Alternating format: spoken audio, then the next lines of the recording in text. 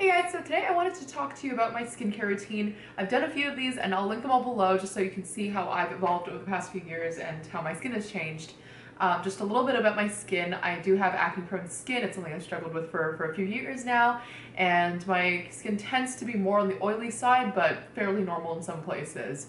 I'm 25 years old, so I'm not quite into the anti-aging group just yet, but I'm sure that day is coming. So starting with cleanser, I have recently reintroduced the Clarisonic into my life. I stopped using this for like maybe 2 years, possibly even like 3 actually. In the beginning when I started using it, I wrote like all of my thoughts about the Clarisonic, and that's probably one of my most read blog posts to this day. I'll link that below. And yeah, I recently started using it again, but what I changed was the head I'm using. So this is the Radiance head. I think when you buy Clarisonic, it comes with the sensitive one, and then they released a delicate version, but this is the softest one. My biggest issue, and the reason I stopped using the Clarisonic, was that I felt it was too harsh for my skin. It kind of felt like, not exactly like it was tearing my skin up, but just kind of like, I don't know, I was putting it through a lot of wear and tear each day. And my other thing about the Clarisonic is that eventually it started breaking me out, but that was because at the time I didn't realize I had to clean the head as frequently or change it more frequently than I was. I think I was using it like twice a day for 6 weeks, but they're really only meant to be used for like, I think 30 or 60 uses, and ideally you would clean it in between. So what was happening was that all the bacteria that was building up on the brush was going back into my skin. So now I'm super diligent about cleaning it and about switching out the heads properly. And I like to use a foaming cleanser with that, and one that I have loved for the past couple of months is this Vichy one.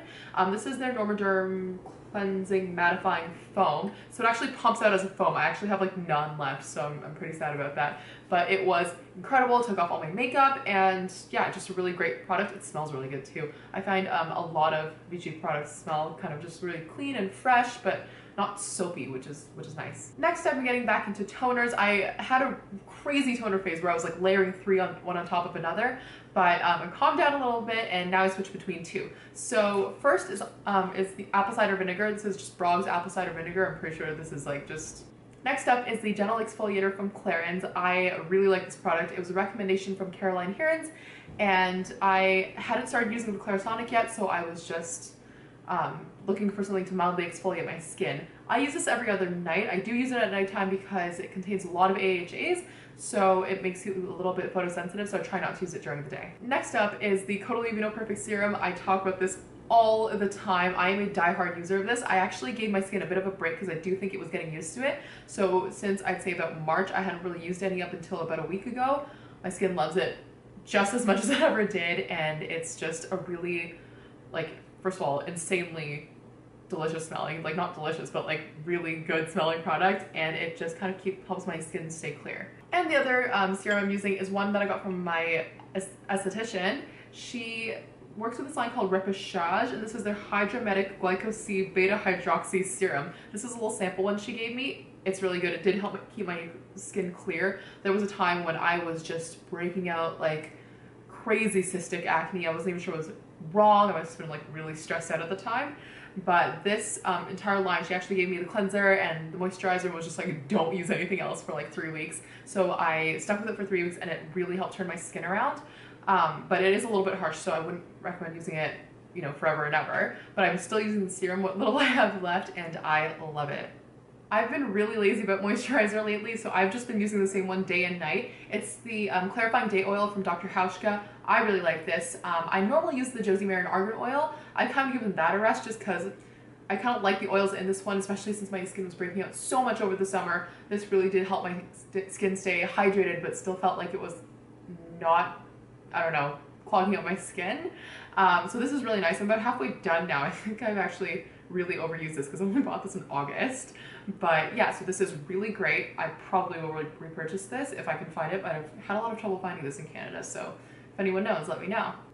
During the day, if I am wearing makeup or if I just don't want something as heavy as the Clarifying Day Oil, I'll use either the, oh gosh, Sekisei Kosei sunscreen. This is the best sunscreen I've ever used, you guys. This is like so good. It's called the Sun Protect Essence Gel, and it literally feels like a very light, hydrating moisturizer. It smells a little like sunscreen, but it doesn't look like it at all. Like, this is incredible. This was a Lisa Eldridge recommendation, so obviously it's good, but it definitely surpassed my expectations. I didn't expect it to be this good. Like, this is incredible. For days that I know I'm not going to be in the sun as much, or if I'm going to be in the office all day, I use this from Caudalie. It's called the Vino Perfect Day Perfecting Fluid. I've been using this for years. I should really have the name memorized, but it's such a great product. It smells exactly like the serum, and it just absorbs into your skin so nicely, and it makes your skin softer. I swear, I don't even think there are any exfoliating ingredients in here, but it makes your skin feel so soft. So I've adopted 3 new habits to help my skin clear up and hopefully stay clear. I'll let you know how that happens for me over the next few months.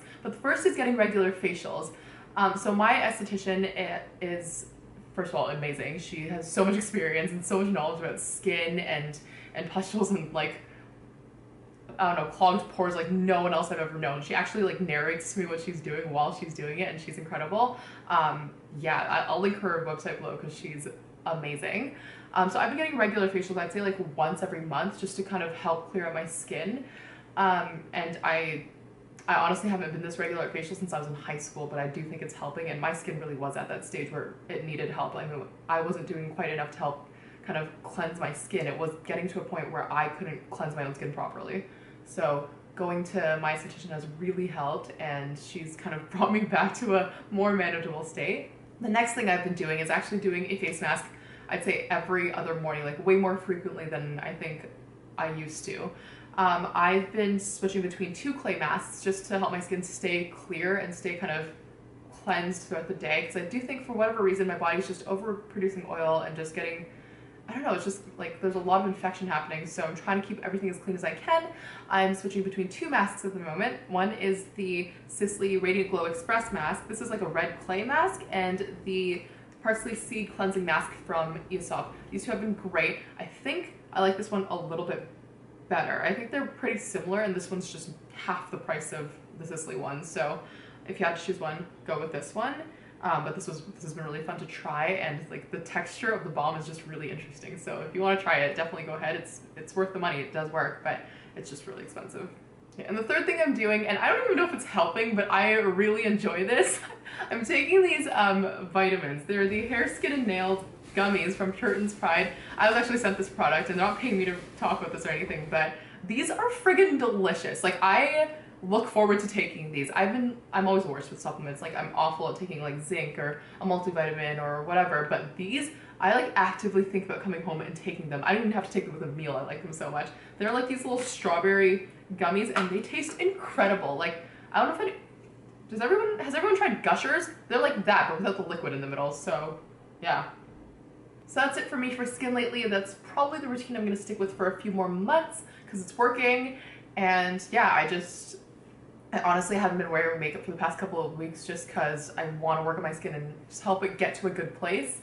And I don't know, the routine takes time in the morning, so I've kind of just been forgoing makeup and just focusing on my skin, which I'd rather do anyway. So yeah, I will let you guys know if anything changes. If you have any questions about any of the products I've discussed today, just leave me a comment or reach out to me on Twitter or Instagram, wherever.